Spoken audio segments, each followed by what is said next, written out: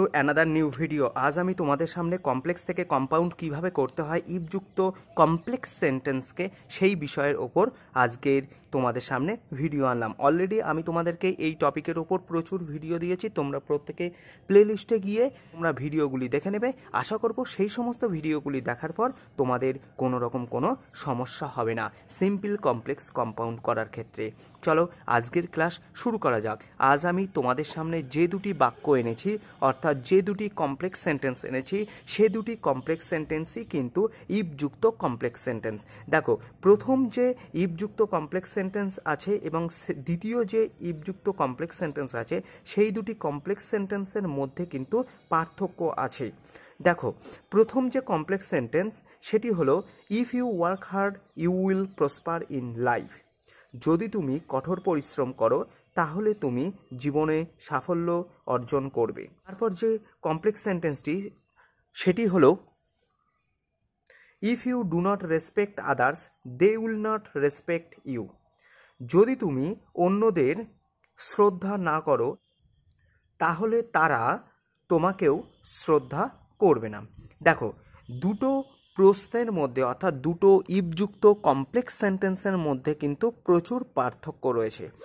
ভালো করে খেয়াল করো, প্রথম যে ক্লজটি আমরা লক্ষ্য করছি সেই ক্লজটিতে দেখো এখানে কিন্তু ডু নট নেই, কিন্তু সেকেন্ড যে বাক্যটি রয়েছে সেই বাক্যের প্রথম যে ক্লজটি আছে সেই ক্লজটি অর্থাৎ ইফযুক্ত ক্লজটি আছে সেই ক্লজে দেখো ডু নট রয়েছে।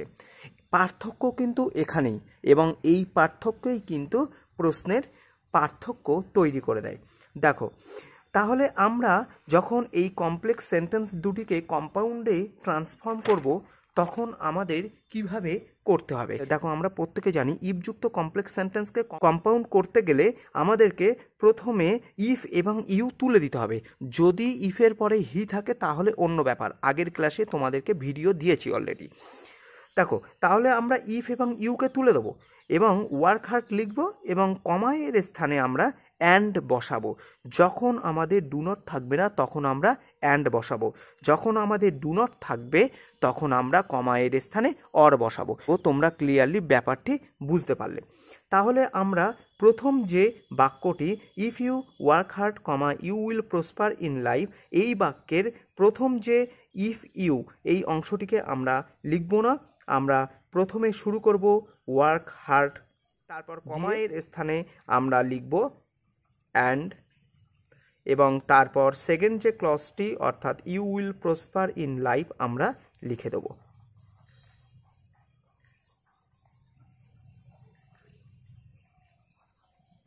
তাহলে আমাদের উত্তর হলো work hard and you will prosper in life. কঠোর পরিশ্রম করো এবং জীবনে উন্নতি করো।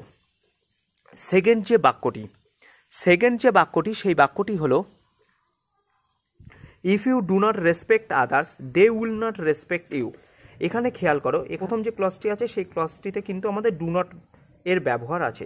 আমরা যখন ডু নট দেখব তখন আমাদেরকে কিন্তু অবশ্যই কমায়ের স্থানে অর শব্দের ব্যবহার করতে হবে। তাহলে আমরা ইফ ইউ লিখব না এবং সেই সাথে সাথে ডু নটকেও আমরা লিখব না। তাহলে আমাদের শুরু হবে রেসপেক্ট আদার্স দিয়ে। তাহলে আমরা রেসপেক্ট আদার্স লিখলাম, কমায়ের স্থানে আমাদেরকে অর লিখতে হবে। সেকেন্ড যে ক্লজটি they will not respect you, যেমন আছে আমাদের তেমনভাবে পরপর লিখে দিতে হবে। তাহলে আমরা they will not respect you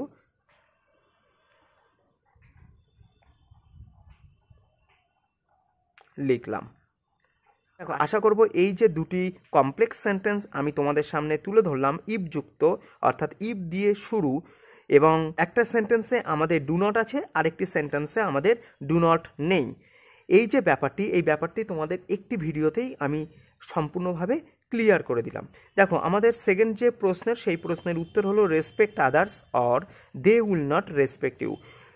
অন্যদের শ্রদ্ধা করো অথবা তারা তোমাকে শ্রদ্ধা করবে না।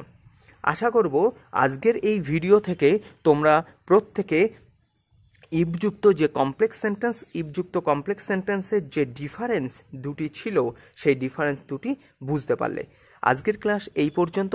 এরকম আরও কনসেপচুয়াল ভিডিও পেতে অবশ্যই তোমরা চ্যানেলটিকে সাবস্ক্রাইব করে রেখো, পাশে থেকো, ভালো থেকো। আবারও এরকম ভিডিও নিয়ে তোমাদের সামনে খুব শীঘ্রই আমি আসতে চলেছি।